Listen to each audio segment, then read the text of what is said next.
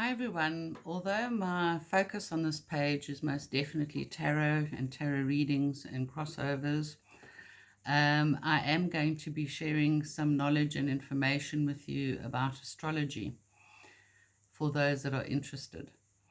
Now, there are many different types of astrology, and the type of astrology I've studied and lectured in the past is tropical scientific sidereal astrology.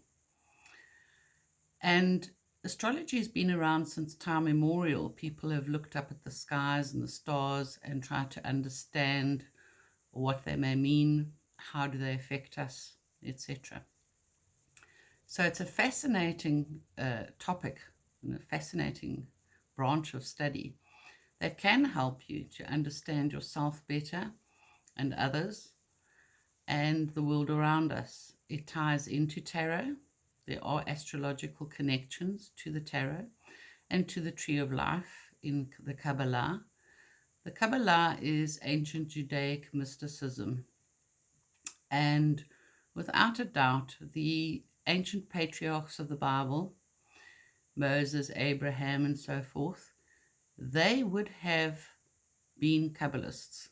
They would have known ancient Judaic mysticism. And they would also have had a deep understanding of astrology at a higher level. And when I say a higher level, I'm talking at the spiritual, esoteric level. They would have had a good understanding of all of these things. So astrology has been around since the beginning. Literally, in the beginning of the Bible, in Genesis, page 1, there is reference to, God putting the sun and the moon and the stars in the sky, in the heavens, as signs.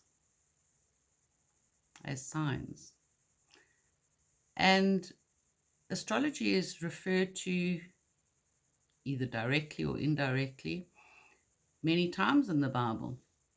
In Ecclesiastes, chapter 3, I think it is, where there are the different times, a time to sow, a time to reap, etc. Ecclesiastes is based on the phases of the moon, or the days, the 28 days in the moon cycle. So there are 14 good and 14 bad, or 14 waxing and 14 waning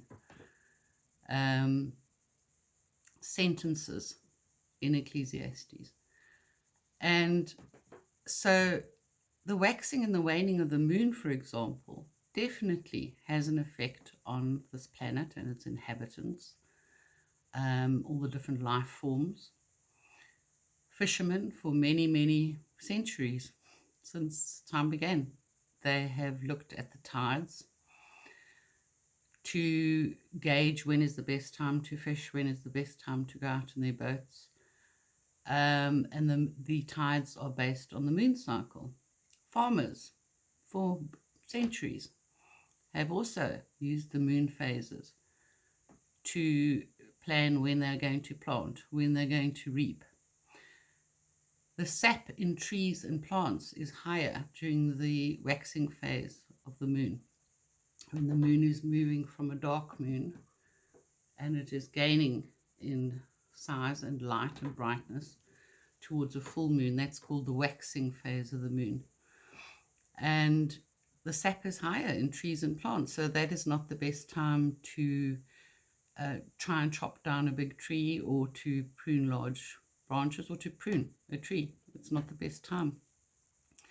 Similarly, our hair nails grow faster in a waxing phase, slightly faster, and they grow slightly slower in a waning phase. So if you are wanting your hairstyle, your haircut that you've just had cut in, to last longer, don't do it just as the moon is turning into the waxing phase, because it's going to grow out faster. Your nails, don't cut them. Well, you can cut them anytime, but it's going to last longer if you choose the right time. So astrology is in the Bible. I mean, even the three wise men found the birthplace of Jesus and knew that something really important was happening and where it was happening by following a star, by observing the sky and following a star. So I want to debunk a lot of the fear and the unnecessary negativity that is attached to astrology. Astrology is just simply a way of looking at the planets, God's creation, and what do those planets mean? How do they behave? The signs or constellations, what do they mean? How do they affect us? And when it all boils down to, well, what does this mean to me in my life? So I hope you'll be joining me if you're interested in astrology. Obviously, I'll be doing the astrology segments and videos in between my work. So it's not like a regular course where it's going to be, every day or, you'll just have to be patient with me and we go through it slowly.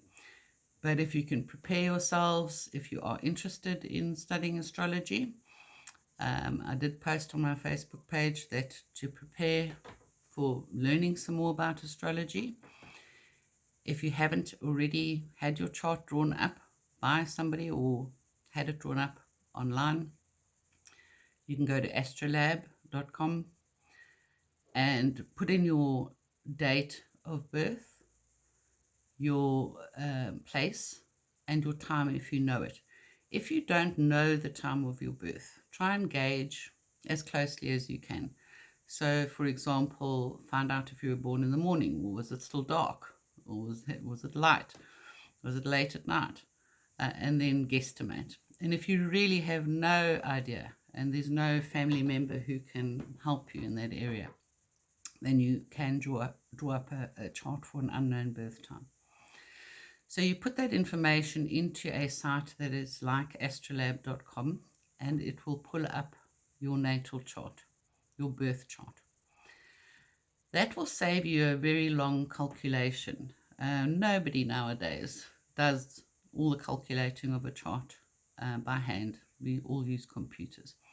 However, where I don't use computers, and I don't think computers have a place, is when it comes to the interpretation of a chart.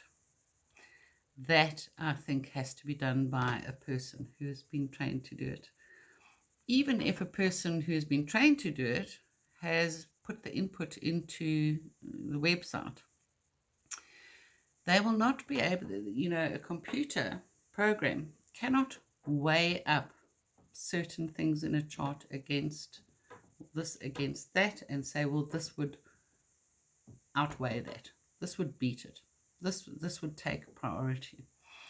So you may get conflicting information in a chart analysis that's been drawn up by a computer.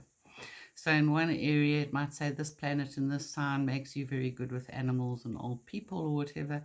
And in another area of the analysis, it might say you're bad in that department. So, and that is why I say only, there has to be that human element that has a bit of training, that can understand, okay, yeah, which one would win out in that situation. Now, your astrological chart is unique to you. It's like your fingerprint. Even twins don't have exactly the same astrological chart. However, in the old days, twins were born a little bit further apart, so they had, slightly more different charts.